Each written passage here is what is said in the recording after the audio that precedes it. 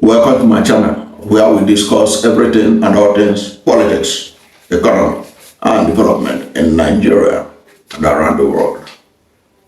The United States presidential election may have come and gone, but the outcome and the issues surrounding it has have continued to reverberate across the world, including Nigeria. In this video, I want to show that, like Peter Obi, the presidential candidate of the Labour Party in the 2023 presidential election, Donald Trump, the presidential candidate of the Republican Party, used the social media to triumph in the election. And it is also to show the shift in media space around the world. People no longer trust the legacy media. The legacy media used to be powerful, but they're not as powerful as they made themselves out to be. There are new kids on the block that change the dynamics, both in Nigeria and in the United States. Let me start with Peter Obi. Remember that Peter Obi was derided as his supporters are just 4 people in the room tweeting.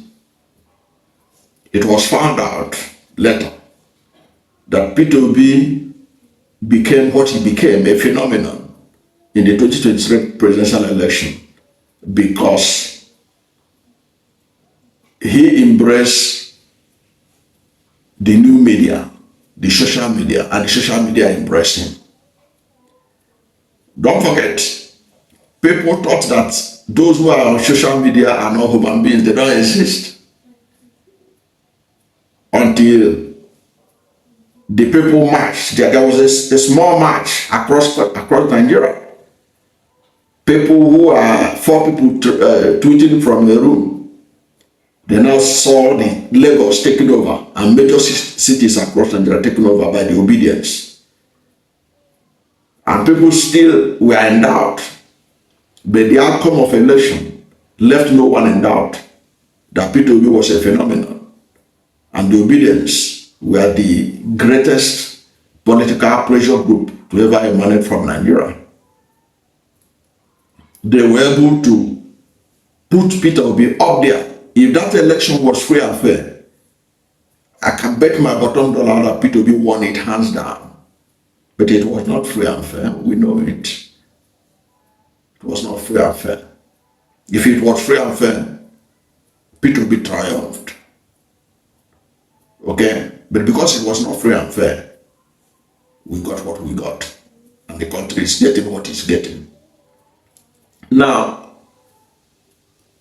the social media played key role in bringing Peter Obi to the homes of Nigerians, no matter how remote. There were several Nigerians who are on YouTube, Facebook, everywhere, who are going to communities, convincing them that a new Nigeria is possible. They were all over, they were reaching the unreachable people, the people that the mainstream media cannot go to. These guys were penetrated. And that was how Peter Obi eventually became a phenomenon in Nigerian politics. And what he has achieved is unparalleled. The mainstream media we are much more leaning towards the major parties at that time, the PDP, the APC, because that is where the advert money will come from.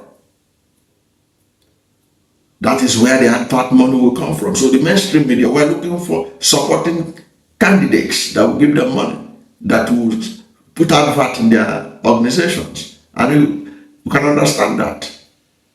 But you can see the role that the podcasters, the YouTubers, the Facebookers, all across all social media platforms, people were doing things giving information to people that change the dynamics and showed clearly that those who are on social media are not different from those who are on the field. It is the same people on the field that are on social media. Now let's get back to Donald Trump. Now, the legacy media in America, they hated Trump with passion. This CNN of this world, the MSNBC, the NBC, all of them, the legacy media in America, they were all anti-Trump. Nothing Trump said that they will not twist. The last one was that Trump called Puerto Ricans garbage. It was a lie from the pit of hell. Trump held a Madison Square event, and one of the comedians was making jokes, and this is somebody who used to make such kind of jokes. A comedian made a joke and talk about Puerto Rican as a garbage or something like that. Do you know that CNN, all this legacy media, they twisted it that it was Trump that called Puerto Ricans garbage. I have never seen, even Gabo, the propagandist of Hitler, would never have done better than what CNN and others did. And turn it that it was Trump that said it. Why? So that they can demarcate Trump. He will not get vote from Puerto Ricans. It was a display of wickedness of immense proportion towards Trump. And that was why nobody believes them anymore. No reasonable person believed them. So they were losing viewership. And look at what the son of Donald Trump did, Barron. He was able to link his father with the social media outlets, with podcasters, people like Joe Rogan, people like the Valuetainment, all these people were all helping Trump to correct the lies by the legacy media. You have people like David Dawkins, you have people like Candace Owen, you have people like the Cartier family. These are many of them, thousands in America, that changed the political equation of America. What did they get right? They were telling the people the truth. When CNN and others lie, spread their lies from the pit of hell against Trump, call him Hitler, call him the biggest threat to democracy. There is no name they didn't call this man. The only savior of Trump is that these legacy media are not the only voices. You have the Joe Rogans of this world. Joe Rogan is the biggest podcaster in the world. And you can imagine what his endorsement of Trump did. And that was how Trump was able to overcome the machinations of the Democratic Party using the media that are leading to them, the legacy media. And what does that tell us? People don't trust the legacy media anymore. Even in Nigeria today, who watches NTA? Who watches many of these legacy media in Nigeria? People just take whatever they say with a pinch of salt because they know you can't take whatever they tell you to the bank.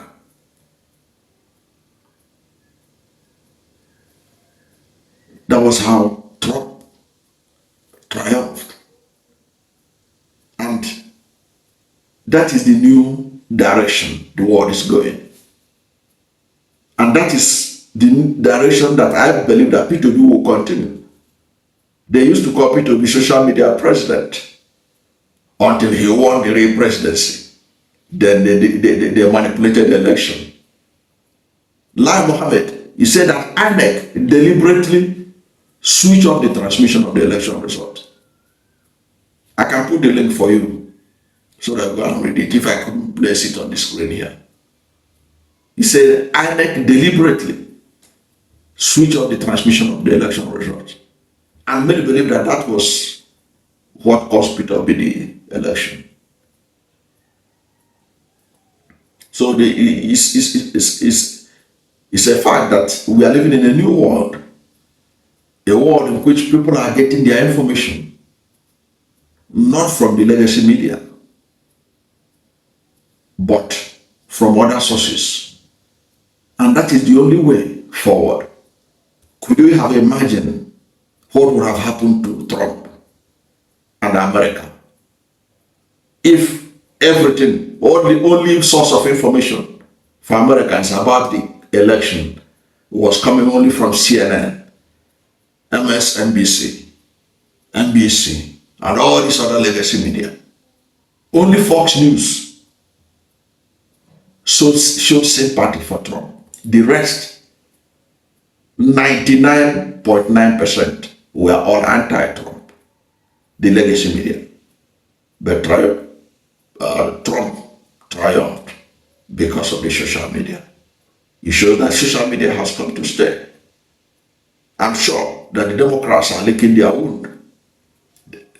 They may try to do something to see how they can also penetrate the social media in future elections. Thank you for watching this video. And if you are new to my channel, you are not yet subscribed to my channel, please subscribe to my channel. Hit the subscription button, hit the notification bell. When you subscribe to my channel and hit the notification bell, anytime I have a new video, you'll be among the first to know. God bless you. Please don't forget to like this video, because when you like it, God will rank it high and recommend it for more people. Thank you, and God bless you and yours.